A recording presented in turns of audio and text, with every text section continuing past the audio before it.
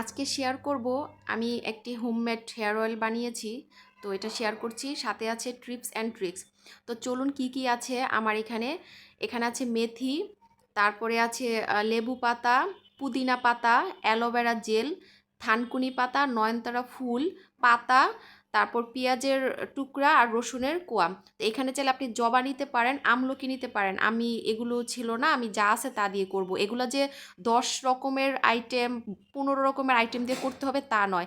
আপনার কাছে যদি শুধু অ্যালোভেরা থাকে তাহলে অ্যালোভেরা, তারপর মেথি, এগুলো দিয়েও আপনি একটা হেয়ার অয়েল বানাইতে পারেন, কোনো সমস্যা নেই। এগুলো যেটাই এই এই যেই উপকরণগুলো এখানে আছে এই সব কয়টাই যে একসাথে দিতে হবে তাও কোনো কথা নয়।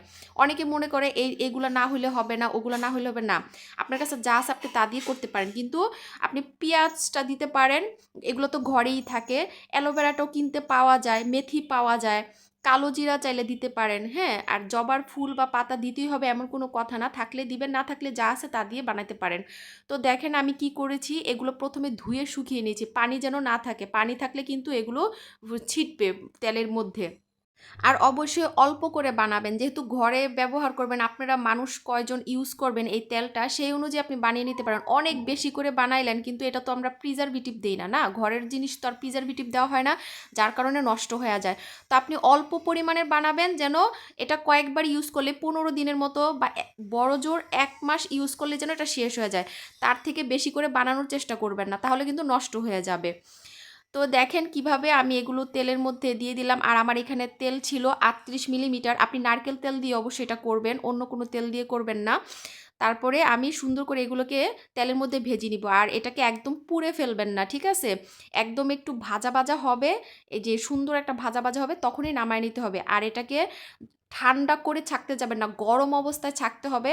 তো আমি গরম স্টিলের একটা বাটিতে নিয়ে নিব, যেন কোনো সমস্যা না হয়। সাথে সাথে ছেঁকে নিব। আর এটাকে পাতাগুলোকে চাপ দিবেন না, তাহলে এগুলো গুঁড়া গুঁড়া হয়ে, যেহেতু মচমচে হয়ে গেছে, তেলটা নষ্ট হয়ে যাবে। তেলের মধ্যে এই ময়লাগুলো পড়বে। তো আমি অন্য একটা জায়গায় কিন্তু ওগুলো রেখে দিছি, ওগুলো কিন্তু আমি ফেলে দিব না। ওগুলো থেকে একটু তেল চিপড়ে নিয়ে মাথায়, যেহেতু আজকে আমি তেল দিব, তেলটা দিয়ে নিব। আর এই তেলটা দেখেন একদম স্বচ্ছ হয়েছে। আর অ্যালোভেরা জেলটা দেওয়ার কারণে না তেলটা ভারী ভারী হয়ে যায়। হ্যাঁ, এই যে দেখেন, অবশ্যই ঠান্ডা করে তারপর একটা কাচের জারে সংরক্ষণ করবেন। এই যে হয়ে গেছে আমার হেয়ার অয়েল। ধন্যবাদ সবাইকে। আল্লাহ হাফেজ।